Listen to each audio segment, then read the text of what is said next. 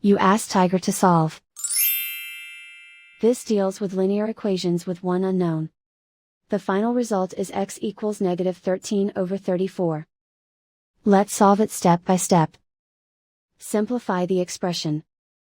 Expand the parentheses. Simplify the arithmetic. Multiply the coefficients. Group like terms. Simplify the arithmetic. Group all constants on the right side of the equation. Subtract 13 from both sides. Simplify the arithmetic.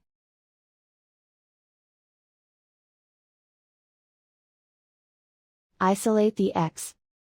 Divide both sides by 34. Simplify the fraction. And so the final result is x equals -13/34.